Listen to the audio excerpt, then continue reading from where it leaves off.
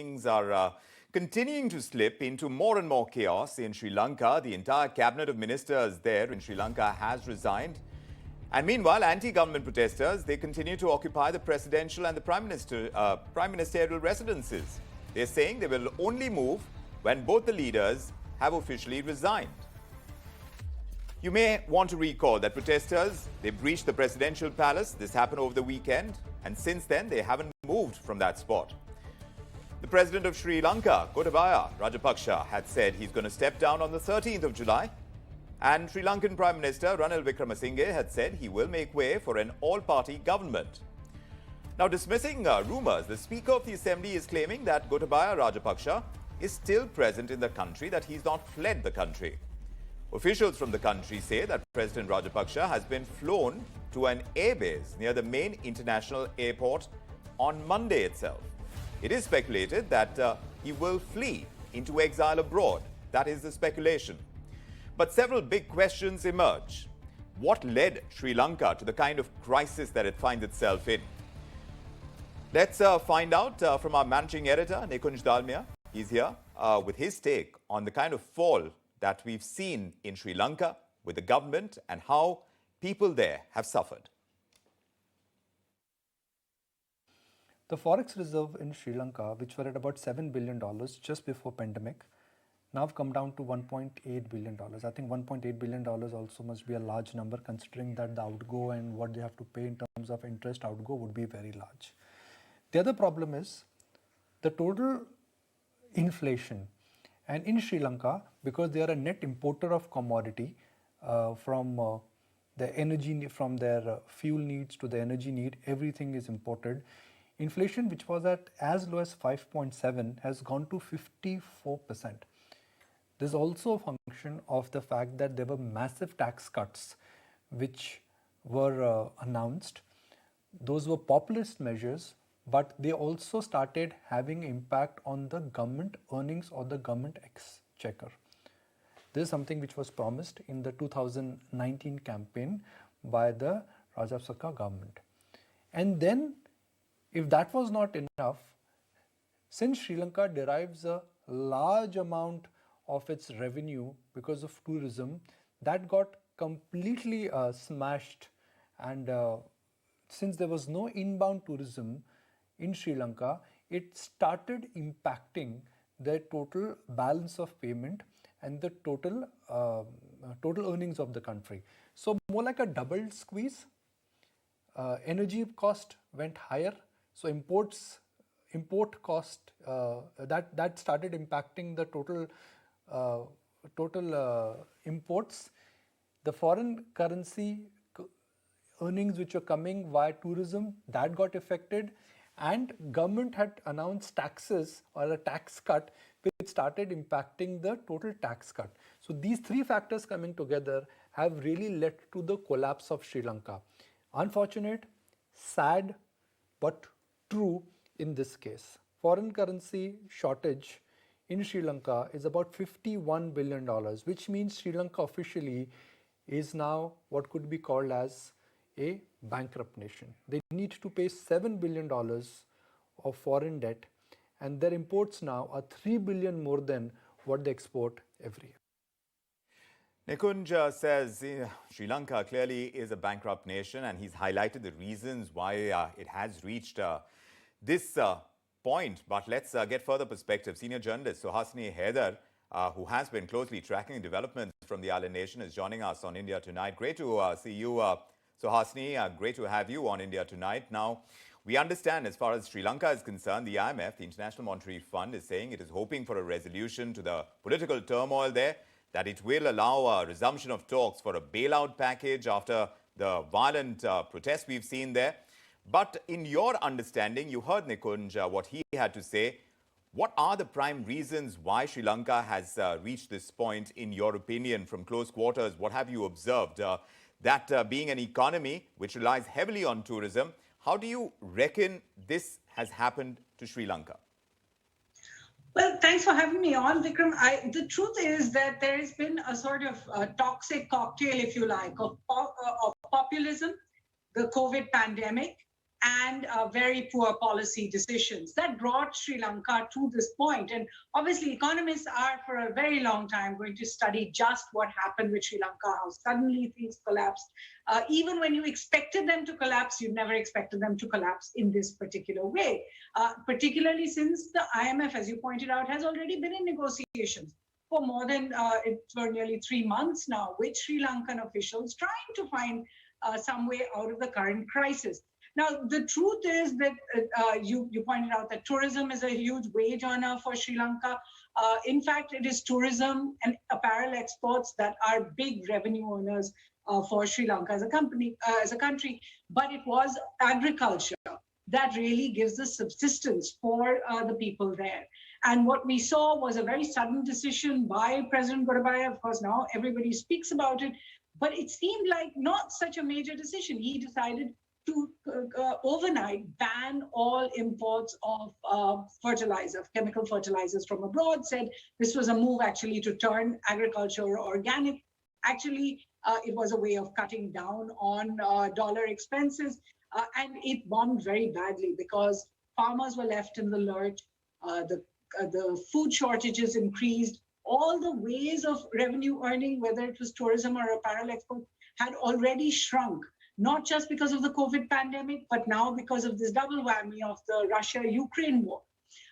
Fuel had, started to skyrocket. So what you're looking at is a number of reasons. I'm not saying that any one of them was necessarily the only reason that caused this. But if you put them all together, you can see just where Sri Lanka has gone. But I would put poor policy decisions by the government right at the top. Oh, I see. And now that they are going to be talking to the IMF, this process of bailing out, how do you think that's likely to play out from here? I remember in 1991, just to put things in context, when India had its own economic crisis, Suhasini, it came from a balance of payments deficit because of the excessive reliance India had on imports at that time. Besides, of course, there were several other external factors. But like we noticed back then, this time for Sri Lanka too, many economists saying that a bailout is going to depend on the country taking certain crucial, critical steps that will increase, of course, hardships in the short term. They're going to go up. They're going to raise interest rates, perhaps. They're going to have taxes to lower the fiscal deficit and make the exchange rate flexible. There are certain imminent dangers that come from all of that. Which ones do you see as most imminent for Sri Lanka now that it finds itself in a situation where it cannot survive without a bailout?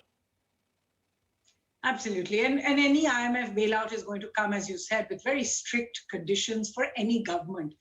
Governments are going to have to raise taxes. Again, this was something the Gotabaya government did, was suddenly slash taxes, as Nikunj was saying over there.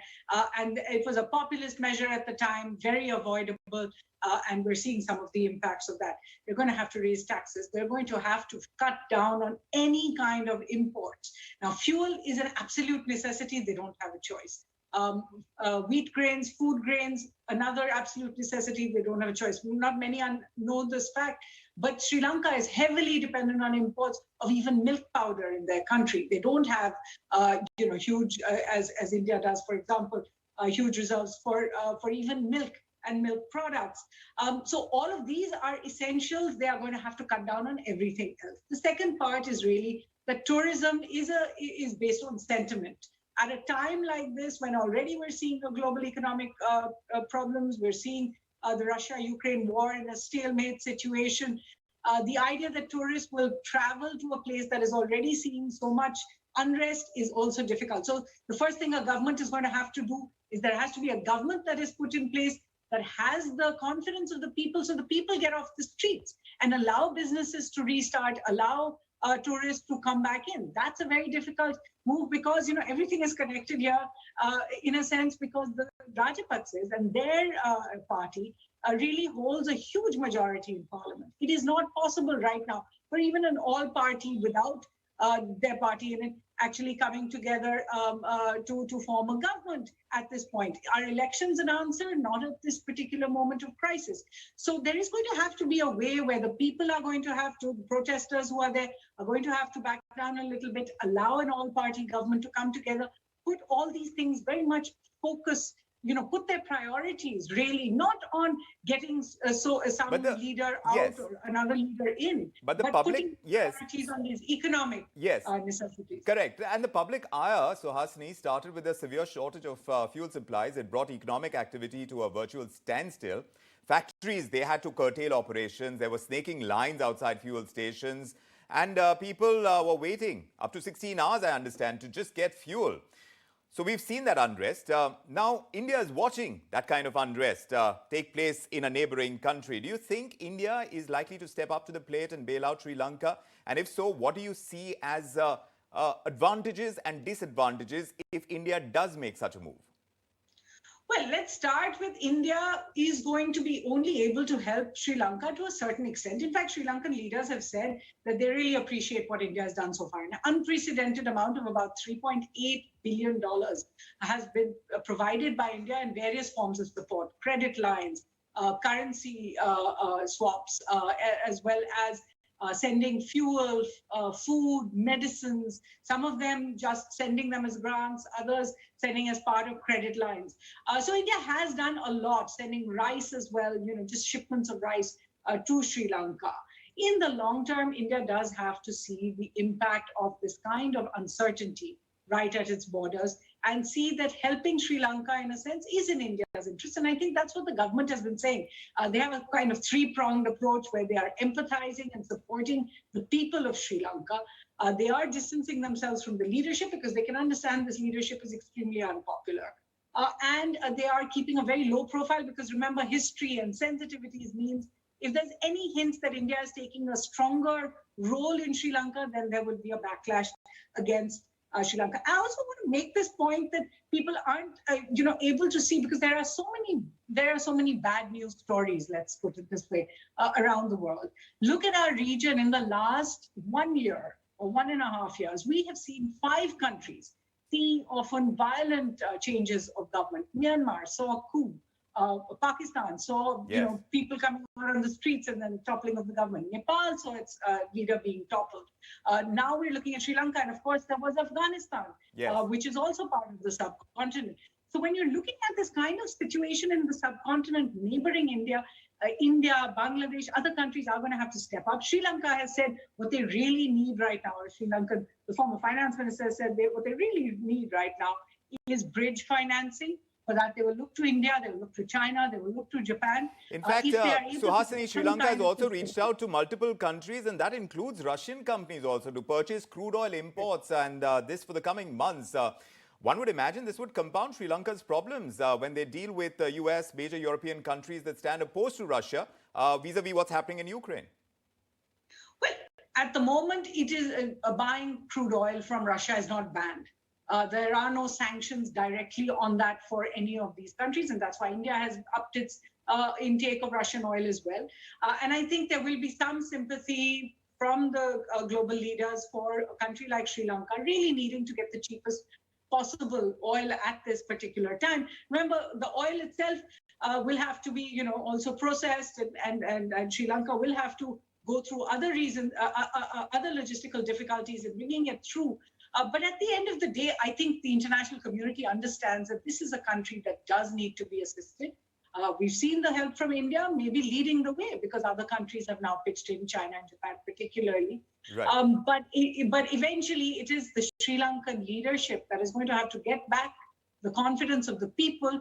That is the only way that they will be able to bring back the tourists, bring back the revenue earners, bring back the export orders, be able to pay for raw materials so as to supply those exports and really put the country back on track. Well, the problems are multifold, Suhasini, and you've pointed out many of them. How quickly, the pace at which Sri Lanka can get its act together and have a government that other governments can deal with in place, that remains in question right now because the political upheaval is huge. And until that is resolved, the economic kind of packages, etc., to save the economy, to bail them out, bankrupt country right now, that is going to be of the essence. We'll be watching that space. So, Suhasini, always a pleasure chatting with you. Thanks very much for joining us with your perspective on this.